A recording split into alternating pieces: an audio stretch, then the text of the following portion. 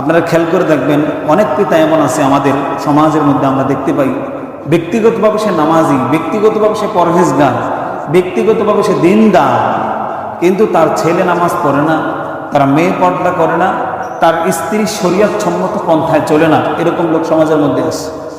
নিজে তা চাষ, আওয়াবিন, এশরাক, তাহাজ্জুদ কোনোটাই নিজ নাই, কিন্তু সন্তান যে প্রাথমিক ফরজ নামাজটা আদায় করে না, এই টেনশন, এই চিন্তা ভাবনা, এই ব্যথায় সে ব্যথিত হয় না।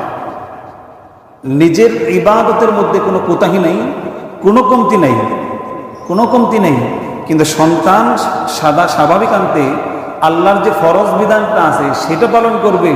এটার ক্ষেত্রে সন্তান যে করতেছে না, পালন করতেছে না, এ ব্যথায় পিতা কখনো ব্যথিত হয় না। আরো আশ্চর্যের বিষয়, আপনি যদি খেয়াল করেন, আপনার এক সন্তান ধরেন এক রাস্তা দিয়ে চলতেছে, সোজা রাস্তা, সোজা রাস্তা, এই রাস্তার শেষ প্রান্তে আপনি ধরেন একটা অগ্নিকুণ্ড আছে। কি আছে বলেন? অগ্নিকুণ্ড আছে। এখন আপনি দেখতেছেন আপনার সন্তান এই পথ ধরে চলতেছে, ডানেও যাওয়ার কোনো সুযোগ নাই, বামেও যাওয়ার কোনো সুযোগ নাই, সন্তান সামনে চলছে তো চলছে। এ রাস্তার শেষ প্রান্তে একটা অগ্নিকুণ্ড আছে। সুস্থ মস্তিষ্ক সম্পন্ন কোনো পিতা, সুস্থ মস্তিষ্ক সম্পন্ন কোনো মাতা এই সন্তানটাকে রাস্তার শেষ প্রান্তে কি যাইতে দেবে? কথা বলেন না কেন? যাইতে দিবে না। কেন? কেন যাইতে দিবে না?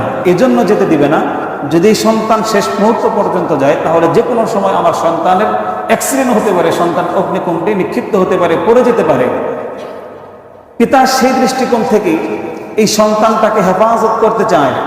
সন্তান যদি রাগান্বিত হয়, দরকার পড়লে সন্তানটাকে বেত্রাঘাত করে হলেও, সন্তান যদি রাগান্বিত হয়, সন্তান যদি না মানতে চায়, সন্তানটাকে অন্যের সাহায্য নিয়ে হলেও তাকে ঘরের মধ্যে বেঁধে রাখে। কথা বলেন ঠিক কিনা?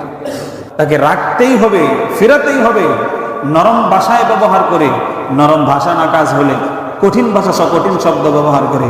কঠিন শব্দও যখন কাজ না হয় তখন আঘাত পর্যন্ত করতে বাধ্য হয়। তথাপিও সন্তানকে কোনো পিতা, কোনো মাতা ক্ষতি হতে দেয় না। এটা দুনিয়াবী দৃষ্টিকোণ থেকে।